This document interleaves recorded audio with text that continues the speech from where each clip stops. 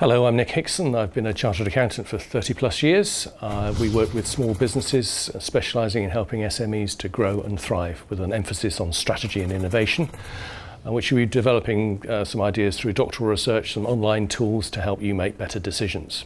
So today, how do you make good decisions when you don't know enough about the technical bits, the marketing, the finance, etc., or you just don't have enough data? So this is to help you understand better what numbers mean or don't mean by helping you challenge what you think about what you know. So business owners and managers in all sizes of business will be helped by this, we hope, though it's set in a small business context. You should be able to avoid common pitfalls and understand valuable quick tools for assessing and improving your outcomes. We all make assumptions about numbers based on criteria other than numbers. Here's an example. A room of 95 lawyers and 5 paediatricians. Janet likes children and science. What is she? Probably a lawyer. If only 10% of lawyers like children and science, that's more than all the paediatricians. It's called the base rate fallacy. We don't relate the numbers we have to the data. We make an assumption from other information we're given. Here's an example closer to home. You want to raise your prices by 5%. Will you lose any customers, and if so, how many? People say, if I lose 5%, I may as well not bother.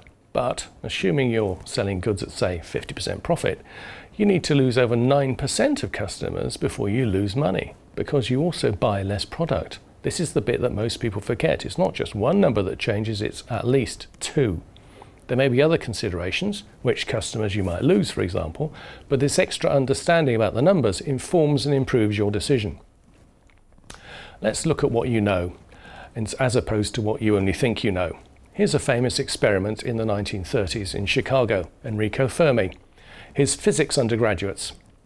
How many piano tuners are there, he asked, in a population of about 3 million in Chicago? You'd work through this sort of logic.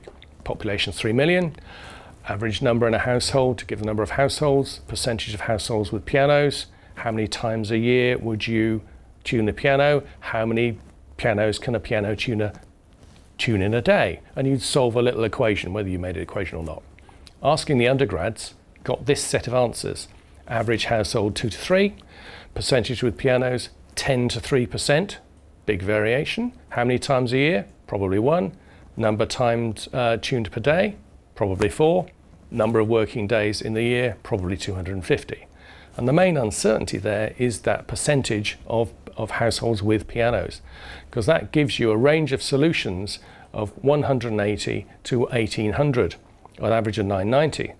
The problem is that the average can be seriously affected by any of the ranges, but in particular this percentage with pianos, because it's so great.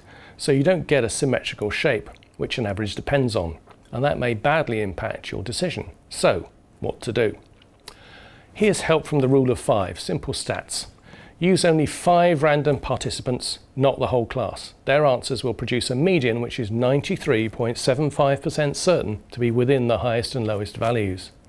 The median has half the population above it and half below, and you find it by taking the third value in the range, like this. If the average is 22334, the third value works down 43322, so it's 3. Similarly with the percentage with pianos, the third value out of 103576 is 6. The number of times per year, the third value is 1, because the values were 1, 2, 1, 2, 1. The numbers tuned per day, the values were 4, 5, 4, 5, 4, so it's 4. And the number of working days, people gave answers 250, 240, 230, 240, 250, so the third value is 240 in the range. And that gives you an average then, if you solve the little equation, of 562. That's significantly different from the 990 average, because the median accounts for a non-symmetrical curve. Let's give you some context at last. I sell tuning forks. Shall I put a salesman into Chicago? I know his salary, the travel costs, I know the cost of producing a tuning fork, so it's easy to work out how many he has to sell. So all I need to do is work out what the number isn't to make a sensible decision. Is it significantly more or less than 562? I don't actually need to know how many piano tuners there are exactly, because that won't match my decision. If I match this against the average, the 990, I might come up with a totally different decision than if I matched it against the rule of 5 answer of 562. The rule of 5 seems the safer bet, and you can use that in many ways. You can think of lots. So now you know to sense check the numbers against other criteria that they might be using inadvertently, and the benefits of the rule of 5 method. And you don't always need to know the absolute number, just what it isn't, to make a better decision. Yet to come, how to make better decisions with minimal information, but making sure you sense check which rules you're using and why. And in the meantime, I put all this information in a PDF, which you can download from the website.